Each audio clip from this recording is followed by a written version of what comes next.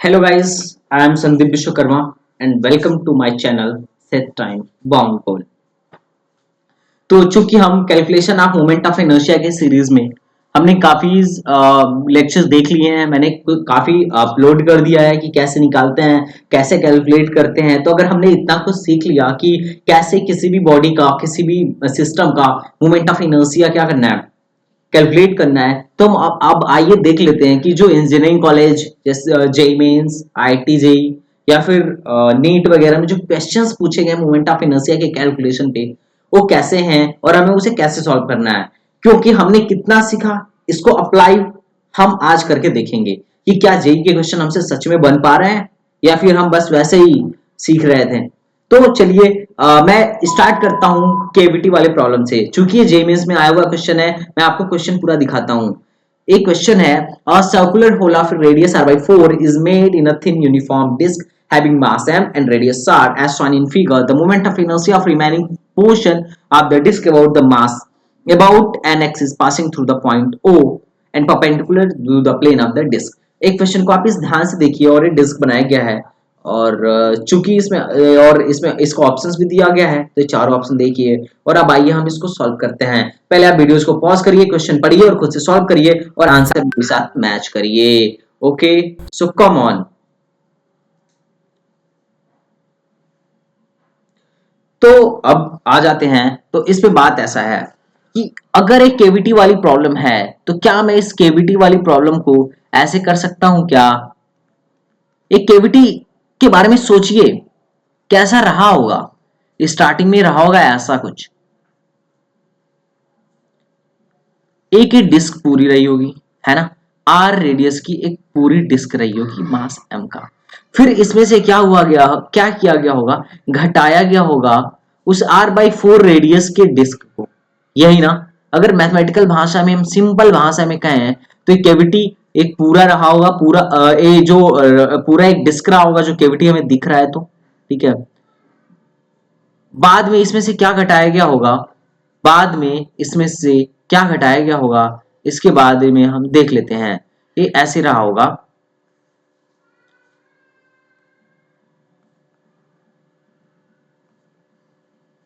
ऐसे रहा होगा, ऐसे।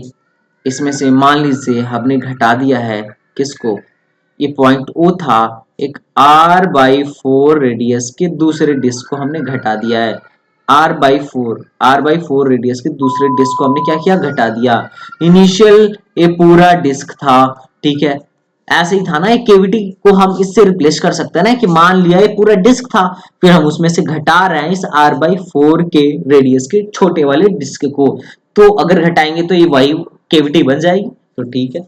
तो अगर हम मुझे इसका आई निकालना हो तो मैं मान लिया ए आई ए है और दिस इज आई बी। अगर मुझे इसका आई निकालना हो तो आई ए क्या होगा, आई ए माइनस आई बी। क्योंकि हमने इस केविटी, इस छोटे वाले डिस्क को घटाया है तो उसका मोमेंट ऑफ इनर्शिया घटेगा। ठीक है। अब हमें पता है इसका मास, तो इसका मास क्या होगा, इसके मास का हम कैलकुलेशन कैसे करेंगे। तो इस टोटल का कौन सा पार्ट है देख लेते हैं। तो टोटल मास अपॉन इसका एरिया अगर कर दूं तो पाई आर स्क्वायर। मान लिया इसका मास m1 है तो m1 equal to total mass upon pi R square into इसका एरिया। यही करेंगे ना। इसका एरिया क्या होगा, पाई आर बाई 4 का होल स्क्वायर। जिसे भी ये बात समझ में ना आया हो वो मुझसे जरूर पूछे, कमेंट करे, मैं जरूर उसे बताऊंगा। आर स्क्वायर बाई 16, आर से आर को शहीद करिए तो m1 आ गया m बाई 16। ये बात सबको समझ में आ गई। ठीक है। वैसे भी अगर ऐसा नहीं समझ में आ रहा है तो ठीक है, m1 क्या होगा, सिग्मा इंटू डी ए। ठीक है, सिग्मा इंटू डी ए। मतलब ए वाला अगर ए डिस्क है तो, सॉरी ए बी, इस डिस्क को बी माने हैं तो सिग्मा इंटू डी बी। तो सिग्मा क्या होता है, M upon total area, mass upon total area. तो pi R square total area और डी बी क्या है, इस वाले डिस्क की एरिया है। इस वाले डिस्क का एरिया क्या होगा, पाई आर बाई 4 का होल स्क्वायर। हम ऐसे भी समझ सकते हैं। तो हमने m1 कैलकुलेट कर दिया। तो आइए इसका, इस पॉइंट क्या हो, इस डिस्क का पॉइंट ओ के अबाउट निकालते हैं जो इसके प्लेन के परपेंडिकुलर है। तो कोई भी डिस्क हो, उसके प्लेन के परपेंडिकुलर जाने वाली एक्सिस के अलोंग, उसके प्लेन के परपेंडिकुलर जाने वाली एक्सिस के अलोंग जो होता है मोमेंट ऑफ इनर्शिया होता है mr²/2, यही होता है ना। और अगर ऐसे जा रहा होता तो mr²/4 होता है, ये हमें पता है, ठीक है। हमें mr²/2 इसका तो पता चल गया। अब इसका जिसको घटाना है ये देखें, तो इसका हमें इसके अबाउट तो पता है, इसके अबाउट नहीं पता है, तो हमें यहां से यहां पे भी जाना होगा। और ये डिस्टेंस 3r/4 है। क्या है? ये डिस्टेंस 3r/4 है। तो हम यहां पे कैसे लगाएंगे? हमें इसके अबाउट पता है, लेकिन यहां से 3r/4 पे भी जाना है। कहां पे जाना है? 3r/4 के अबाउट जो एक्सिस है उसके अबाउट 0.2 है, वहां पे हमें निकालना है मोमेंट ऑफ इनर्शिया। तो पहले हम यहां पे लगाएंगे पैरेलल एक्सिस थ्योरम। क्या लगाएंगे? Parallel axis theorem. Parallel axis theorem क्या करता है, मैं यहां लिख रहा हूं, सभी लोग देखें। पैरेलल एक्सिस थ्योरम क्या कहता है कि पैरेलल एक्सिस थ्योरम के according IBO is equal to ICOM, इसका O के लॉन्ग ICOM प्लस MD²। तो ICOM क्या होगा? ए भी एक डिस्क है और उसकी रेडियस r/4 है, तो mr²/4 का होल स्क्वायर प्लस, चूंकि m1 है, इंटू m1। d क्या है? d जो है 3r/4 है। d क्या होता है? Distance of centre of mass from that axis. d क्या होता है? d होता है distance of centre of mass from that axis. तो लिख लीजिए m क्या है? m1। d क्या है? 3r/4 का होल स्क्वायर। तो चलिए आइए हम इसको यहाँ कैलकुलेट कर लेते हैं अलग से। तो अलग से हम कैलकुलेट करेंगे तो ये आएगा m1 क्या है? m/16 रख दीजिए, r² प्लस m/16, ये क्या हो जाएगा इसको बताइए? 9r²/4, ठीक है। 9r²/16, तो 16 इंटू 16 होता है 1/2, 56 इसको कॉमन कर लें और mr² भी कॉमन कर लें, तो ये क्या हो जाएगा 1 प्लस, ये क्या हो जाएगा ICOM mr²/2 था, तो यहाँ 2 बच जाएगा, यही ना, और वो यहाँ 9 बच जाएगा। तो ये हो जाएगा 2 9 18 प्लस 19, 19/2 इंटू 2 56 mr², ठीक है, ये हो जाएगा। तो इसको हम और क्या लिख सकते हैं? 19/5 512 mr² लिख सकते हैं ना। तो हमें छोटे वाले का आई भी पता चल गया, तो आई भी वहां पुट कर देते हैं। आई भी है 19 बाई क्या 512 mr², यही है ना 512। तो चलिए हम आइए एलसीएम लेते हैं। एलसीएम हो जाएगा 512, ठीक है, mr² कॉमन कर लीजिए। यहाँ पे क्या होगा? 512 का आधा 256 माइनस 19, 256 माइनस 19 तो घटा दीजिए, तो क्या आएगा? 237/512 mr²। हमारा आंसर आ गया। तो हमारा केविटी वाला प्रॉब्लम सॉल्व हो गया। इसका आंसर आया 512 mr²। आइए ऑप्शन की तरफ बढ़ते हैं। ऑप्शन कौन सा आ रहा है? 237/512, तो ऑप्शन डी अपना करेक्ट है। तो ऑप्शन डी इज करेक्ट। लेकिन ये बात तो ठीक थी, अब मैं इस केविटी में कई प्रॉब्लम बना सकता हूं। मैंने ओ के अबाउट पूछा, अभी इसके अबाउट भी पूछा जा सकता है, इसके अबाउट भी। तो सेम क्वेश्चन है भाई लोग, सेम क्वेश्चन है, सेम क्वेश्चन है। मैं आपको देता हूं होमवर्क, ठीक है, क्या देता हूं? होमवर्क। होमवर्क में है कि सब कुछ सेम है, मास सेम है, रेडियस सेम है, और जो केविटी काटी गई है वो भी r/4 पे ही काटी गई है। लेकिन इस पॉइंट को मान लीजिए ए, तो आपको बताइए जो प्लेन के परपेंडिकुलर है, तो आई अबाउट ए क्या होगा? आप मुझे बताइए। मास mr और इसकी जो केविटी काटी गई है वो भी है r/4। तो आप मुझे कमेंट करके बताइए और जरूर बताइए, मैं आंसर कमेंट बॉक्स में जरूर रिप्लाई करूंगा। जो भी बंदा करेगा मैं उसको जरूर रिप्लाई करूंगा, ठीक है। तो आइए अब बढ़ते हैं नेक्स्ट क्वेश्चन के तरफ, ठीक है। एक और चीज में दिखा दूं,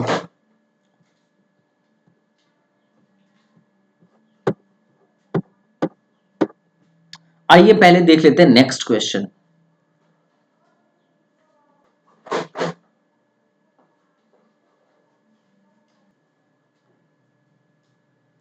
तो गाइस आते हैं अपने दूसरे क्वेश्चन पे, जो IEEE में 2007 में पूछा गया है। For a given uniform square lamina ABCD whose center is 0, whose center is at O पे इसका सेंटर है और एक डायगोनल है जो AC के अलोंग है, और इसके सेंटर से एक एक्सिस जा रही है EF के अलोंग। तो हमें फाइंड करना है, हमें क्या फाइंड करना है कि इनमें रिलेशन, इनके मोमेंट ऑफ इनर्शिया में रिलेशन कि AC के अलॉन्ग जो मोमेंट ऑफ इनर्शिया होगा √2 गुना IF होगा या IAD is equal to IF जो भी दिया हुआ है, क्या कौन सा इक्वेशन कौन सा आंसर सेटिस्फाइड करता है। तो हमें इसके लिए क्या करना होगा, एक बार AC के अलॉन्ग मोमेंट ऑफ इनर्शिया निकालनी होगी और एक बार EF के अलॉन्ग निकालनी होगी और फिर देखना होगा कि कौन सा ऑप्शन क्या कर रहा है, सेटिस्फाइड कर रहा है। तो चलिए देख लेते हैं। Okay let's start. इसमें क्या था, L लेंथ का था। अब हमें पहले निकालता हूं मैं EF के अलॉन्ग, किसके अलॉन्ग निकालूं, तो चलो बता देता हूं। कुछ लोग कह रहे होंगे चलिए EF के अलॉन्ग निकाल दीजिए। आइए IEF, कैलकुलेशन ऑफ IEF हमें कैसे करना है। तो एक मान लिया ये क्या है, सीट है, ठीक है, ये कैसा है, रेक्टेंगल नहीं स्क्वायर सीट है और EF के अलॉन्ग निकालना है। This is F and this is E। तो सिंपल सा है। इसके अलॉन्ग क्या होगा, मोमेंट ऑफ इनर्शिया, तो हमने पढ़ा हुआ है इसके अलॉन्ग मोमेंट ऑफ इनर्शिया क्या होगा। इसके अलॉन्ग मोमेंट ऑफ इनर्शिया बताइए क्या होगा, अगर ये L है तो सिंपल सा बात है, क्या हम इसको एक इक्विवेलेंट रॉड से मैं इसको क्या करूं, शो कर दूं, इसको एक इक्विवेलेंट रॉड में डिस्प्लेस कर दूं। क्यों कर दूं, क्योंकि हमने बताया अगर मास को एक्सिस के पैरेलल डिस्प्लेस्ड किया जाए, थोड़ा सा भी डिस्प्लेस्ड किया जाए तो नहीं चेंज होगा। तो मैं इस वाले मास को यहां ला देता हूं, इस वाले मास को भी यहां ला देता हूं, मतलब इसको मैं मोड़ देता हूं। मोड़ूंगा अगर मैं इस सीट को मोड़ता हूं, पैरेलल ऐसा मोड़ना है ना कि पैरेलल रहे, जो मास जहां पे है उसका एक्सिस से दूरी ना बदले। इस बात को ध्यान रखिए, ऐसा इसको मोड़िए कि जो मास जहां पे है उसका एक्सिस से दूरी क्या हो, ना बदले। तो अगर नहीं बदल रहा है उस प्रकार मोड़ेंगे तो एक ऐसा दिखेगा, ऐसा, और इसकी लेंथ है, चूंकि इसकी लेंथ है L। अब रॉड का उसके सेंटर ऑफ मास से होकर जाने वाली लाइन के अलोंग क्या होता है, मोमेंट ऑफ इनर्शिया। तो हमें पता है इसके अलोंग जो मोमेंट ऑफ इनर्शिया होता है वो ml² / 12 होता है। क्या होता है, ml² / 12। पहला चीज आ गया बहुत आसानी से, बड़े ही आराम से, ठीक है। अब दूसरा चीज हम देख लेते हैं, दूसरा चीज कैसे करना है। दूसरा चीज हम सिमेट्री का यूज करके करते हैं। सिमेट्री का यूज मैं सिखाया हूं, वीडियोस भी उस पे डाला हूं, ठीक है। जो बंदा नहीं देखा हुआ है वो जाके देख ले, ठीक है। और बाकी वीडियोस आते रहेंगे तो आप मेरा साथ देते रहिए, मैं अच्छे अच्छे वीडियोस लाता रहूंगा। सिमेट्री का चूंकि ये क्या है, मान लिया हमें दिस इज AC और हमें AC के अलॉन्ग निकालना है, तो अगर ये I है तो ये भी क्या होगा, I होगा, क्योंकि मास डिस्ट्रीब्यूशन क्या है, सेम है दोनों के अलॉन्ग, है या नहीं है बताइए। और दोनों क्या है, परपेंडिकुलर है कि नहीं परपेंडिकुलर, ये बात भी अपने को पता है। दोनों जो डायगोनल होते हैं स्क्वायर के वो परपेंडिकुलर होते हैं या दूसरे को 90 डिग्री पर बाइसेक्ट करते हैं, ये हमने 9th में पढ़ा है। और तीसरी एक्सिस इसकी मैं परपेंडिकुलर लेता हूं, मान लीजिए O के अबाउट प्लेन ऑफ परपेंडिकुलर, मतलब इनके परपेंडिकुलर है, तीसरी एक्सिस इनके परपेंडिकुलर है, ऐसे इनके परपेंडिकुलर है, ठीक है। तो ऐसे तीनों परपेंडिकुलर है, मतलब तीनों क्या है, म्यूचुअली परपेंडिकुलर है, और मैं मान लेता हूं एक I1 है। तो चूंकि हमें पता है परपेंडिकुलर एक्सिस थ्योरम से, क्या है, परपेंडिकुलर एक्सिस थ्योरम से हमें परपेंडिकुलर एक्सिस थ्योरम से क्या पता है, IZ is equal to IX plus IY। मतलब इसका रूल क्या था, हम 2D ऑब्जेक्ट पे परपेंडिकुलर एक्सिस थ्योरम लगाते थे। इसका रूल था कि हम 2D ऑब्जेक्ट पे लगाते हैं और सिर्फ तभी लगाएंगे जब तीनों एक्सिस म्यूचुअली परपेंडिकुलर हो। तो यहां हम देख सकते हैं कि तीनों एक्सिस क्या है, म्यूचुअली परपेंडिकुलर है। तो I1 इज इक्वल टू क्या हो जाएगा, I प्लस I, तो 2I is equal to I1 है ना। I1 इज इक्वल टू क्या हो जाएगा, I इज इक्वल टू क्या हो जाएगा, I1/2। अब चूंकि I1 का हमें फॉर्मूला याद करना होता है, तो I1 क्या होता है बताइए, ml²/6। ये तो सबको पता होगा या नहीं होगा। कितने लोग हैं जिनको एक डाउट है कि ये जो I1 का फॉर्मूला है ml²/6 नहीं होता है। जिन्हें भी डाउट हो वो मुझसे जरूर पूछें, I will tell you the answer, even the solution comment box में जरूर डालें। I1 क्या होता है, ml²/6, ठीक है। तो आइए, और ये कैसे आता है हम देख लेते हैं। हमने पढ़ा था ना, एक रेक्टेंगुलर शीट थी जिसका एल और बी था, तो आई इसका क्या था 1/12 L square plus B square, ऐसा था या नहीं था। अब अगर स्क्वायर हो जाएगा तो एल बराबर बी हो जाता है, तो यहां बी पुट कर दीजिए, तो 1/एल, तो L square plus L square, तो क्या हो गया 1/12 टू एल स्क्वायर, तो आई हो जाएगा 2 से 12 को काटिए 6 बार में, तो एल स्क्वायर बाई 6 ऐसा हो रहा है। ठीक है, एम एल लगाते रहिए, एम आगे लगाते रहिए, एम एल स्क्वायर बाई 6, तो हमने लिख दिया M L square by 6। I one हमें पता चल गया एम एल स्क्वायर बाई 6, तो आई डी क्या हो जाएगा एम एल स्क्वायर बाई 6/2, तो ये क्या हो जाएगा, क्या हो जाएगा बताइए, ये हो जाएगा 12, हो जाएगा या नहीं हो जाएगा ये बताइए, एम एल स्क्वायर बाई 12 हो गया। तो इसका मतलब क्या हुआ, ए वाला जो आई एफ आया था, आई ए सी वाला है ना, यही तो ए सी है, आई ई और आई एफ दोनों क्या आ रहे हैं, बराबर आ रहे हैं, तो इसलिए सो आई, चूंकि I I E F is equal to I A C, तो हम यहां पे देख लेंगे कि कौन सा आंसर मैच कर रहा है। अगर किसी को डाउट हो तो प्लीज पूछिए, ये आंसर नंबर 3 मैच कर रहा है। किसी को डाउट है क्या भाई लोग, भाई लोग किसी को डाउट है, नहीं है, तो हम इस आंसर को टिक करते हैं। आइए आते हैं नेक्स्ट क्वेश्चन पर। ओके गाइस, तो हम नेक्स्ट क्वेश्चन देखते हैं जो कि जेई एडवांस का है। इसमें कह रहा है कि solid sphere of radius r has moment of inertia I about its geometrical axis. If it is melted into a disk of radius r and thickness t, if its moment of inertia about the tangential axis is axis के along which is perpendicular to the plane of the disk is equal to I, then the value of r is equal to। तो इस question को ध्यान से पढ़िए, options देखिए और खुद से ट्राई करिए वीडियो को पॉज करके। आइए हम आगे इसका सॉल्यूशन बताते हैं आपको। अगर मुझे इसे क्या करना है, सॉल्व करना है, तो this is a simple way to solving this equation.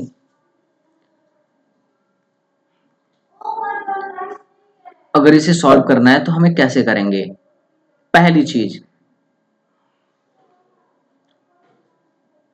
एक सॉलिड क्या था, एक सॉलिड क्या था, एक सॉलिड स्फीयर था, एक एक एक सॉलिड स्फीयर था, एक सॉलिड स्फीयर था जिसका मोमेंट ऑफ इनर्शिया इसके ज्योमेट्रिकल सेंटर के अबाउट क्या था आई, और आई की वैल्यू हमें पता है क्या होगा 2/5 mr²।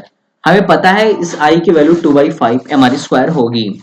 अब पहली चीज, अब इसको क्या किया गया, मेल्ट किया गया, ठीक है, और इससे क्या बनाया गया, एक डिस्क बनाया गया, डिस्क बनाया गया ना, जिसकी मोटाई कुछ टी है, मान लीजिए मोटाई इसकी क्या है टी है, तो एक टी इसकी मोटाई है, और इसका इस एक्सिस के अलॉन्ग इसके परपेंडिकुलर है, ये याद रखना, इसके परपेंडिकुलर जो एक्सिस है इसके परपेंडिकुलर, उसके अलॉन्ग इसका मोमेंट ऑफ इनर्शिया भी आई ही है।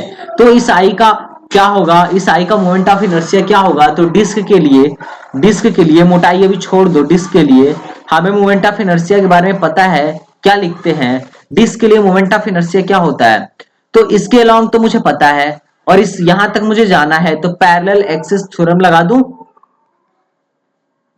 कैसे लगाऊंगा, आई इज इक्वल टू क्या होगा, इसके अबाउट क्या होगा, डिस्क का mr² 2 plus M D square, mr² 2 plus M D की जगह पे क्या लिख दूं आर स्क्वायर, तो 3/2 mr² हो गया ना, 3/2 mr²।